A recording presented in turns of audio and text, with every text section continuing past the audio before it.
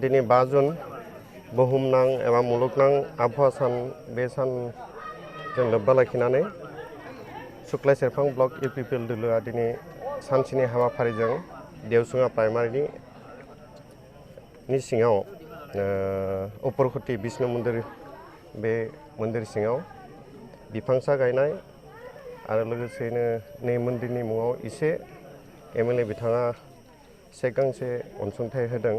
बे माखासे हाबाफारिखौ लानानै दिनैनि बे बुहुमनां आबहावा सानजों लोब्बा लाखिनानै बे हाबाफारिखौ खुंनाय जादों।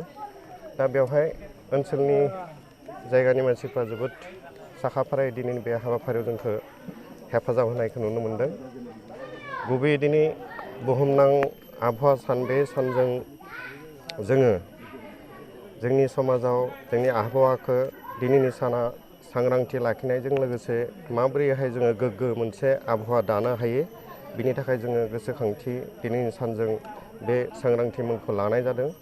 दा बेवहाय खमैबो जोङो मोनथाम मोनब्रै जायगायाव फरायसालि बा बेबादि मन्दिर मोनथाम मोनब्रैसो जायगायाव बिफांसा गायनाय हाबाफारि सोलिगासिनो दङ, गायबाय थादों। दा बेनि गेजेरजों जोङो इयुन लाइमोन बा समाजखौ जोङो मोनसे इसारा होनो नागिरदों। फैबाय थानाय समाव जाहाथे जोंनि आबहावाखौ सोमखोर आरो गोग्गो लाखिनो थाखाय जोङो जाहाथे मिथिंगायारि जायफोर सम्पद बिफां लाइफां बेफोरखौ जोङो दाना लाबासिनो जोङो लाखिनो हायो आरो बे लेखायै जोङो बिफांसा गायनाय बे हाबाफारिखौ खालामनाय जादों। दा बे हाबाफारियावनो मोनसे गोजोनथाव खौरां बेखौ जों बुंनो हायो। दिनैनि बे हाबाफारियावनो सा 20 गुबुन गुबुन राजखान्थि दोलोनिफ्राय होन बा ओनसोलनि माखासे गुबुन गुबुन बिथिङाव खामानि मावनाय समाजारि बे बिथिंनिफ्राय फैनानै जोंनि इउपिपिएल दोलोखौ मोजां मोननानै सा 20 लाइमोनफोरा इउपिपिएल दोलोआव माने जइन जाफैदों। बिथांमोनखौ जों गोसो गोरबोनिफ्राय बरायदों। इयुन समाव बिथांमोनखौ समाजारि साफा साफा माने बिबान लानानै जाहाथे खामानि मावनो हायो बे लेखायै जों इउपिपिएल दोलोआ बिथांमोनखौ सानफ्रोमबो जोङो हेफाजाब होलांगोन।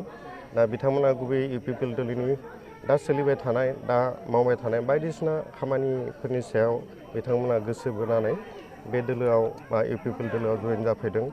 दा इयुन समाव जोङो नैबे सुक्लाय सेरफां समस्ति हिसाबै गोबां मावनांगौ खामानिफोर दङ।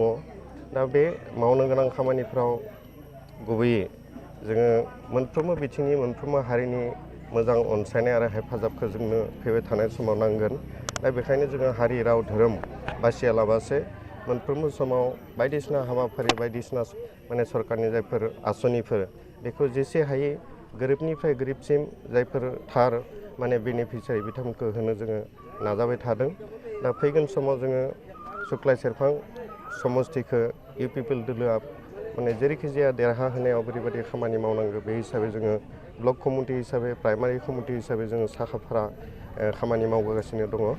दा बेखौ आसा थिदों जोङो रायजोफोरनि मददजों फैबाय थानाय समाव दिनैनिफ्राय आरो साबसिन रायजोफोरनि खामानि मावनो हागोन।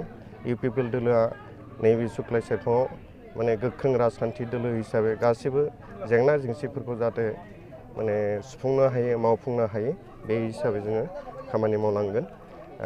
जोबथारनायाव दिनैनि मुलुगनां आबहावा सानजों बुहुमनि साफ्रोमबो ओनसोलनि साफ्रोमबो नोगोरारि बिथांमोनखौ खावलायदों। आबहावाखौ जोङो गोग्गो आरो गोथारै लाखिनांगौ जायोब्ला जोङो नोगोरारि हिसाबै साफ्रोमाबो एसे एसे दायित्व दङ, बिबान दङ। दा बेखौ रावखौबो सोनानै लायालाबासिनो गावबा गाव फांसे फांसे दंफां जाहाथे गायो, जानला मानला जाहाथे जोंनि मिथिंगायारि सम्पदफोरखौ जाहाथे जोङो सेफायस्राङा। दा बेखिनिखौ साफ्रोमबो नोगोरारि हिसाबै ओनसोलनि समाजनि बुजिमोननाय बिथांमोनखौ खावलायदों। दा बे हाबाफारिनि गेजेरजों जोंनि बे ओनसोलनि जायफोर लाइमोनफोर जायफोर गुबुन गुबुन गौथुमनि दैदेनगिरि होनानो मानो दिनै जों नुनो मोनदों जोंनि ओनसोलाव गुबुन गुबुन फरायसालि बा फरायसा आफादफोराबो दिनैनि बे गोथार सानजों लोब्बा लानानै गुबुन गुबुन हाबाफारि खामानि मावनायखौ नुदों। गुबैयै नैबे बोसोराव जोङो आबहावा सानखौ माने एसे सांग्रां जानाय आरो बिनि फारसे खामानि मावनाय एसे सांग्रांथि गावनि बिबानखौ बुजिनायजों एसे नोजोर बोनायखौ नुनो मोनदों। गासैनिसिमबो साबायखर बावबाय आरो दिनै नैबे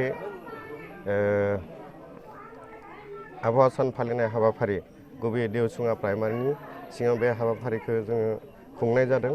दा प्राइमारि कमिटिया जेरैबायदि सानसेनि गेजेराव जिखिना जोंनो नांगौ बायदि साखाफारा बेखिनिखौ खालामना होनायनि थाखाय देवसुङा प्राइमारिनि आफादगिरि नेहाथारि आरो साफ्रोमबो बिबानगिरि बिथांमोनखौ साबायखर जासिबाय। आरो बे हाबाफारियाव गुबैयै आलासि महरै तामुलपुर बिधान सभा समस्टिनि मानगोनां MLA जलेन दैमारि सार आरो लोगोसे जिल्लानि मिरुनि गुबुन गुबुन बिबानगिरिफ्रा जोंजों मदद होफैनानै नुजाथिफैनानै जोबोद थुलुंगाखां होदों। दा जिल्ला मिरुनि साफ्रोमबो बिबानगिरि बिथांमोनखौ जोङो ब्लक कमिटिनिफ्राय साबायखर बावबाय। बेखिनिखौनो बुंनानै फोजोबबाय। गोजोन्थों।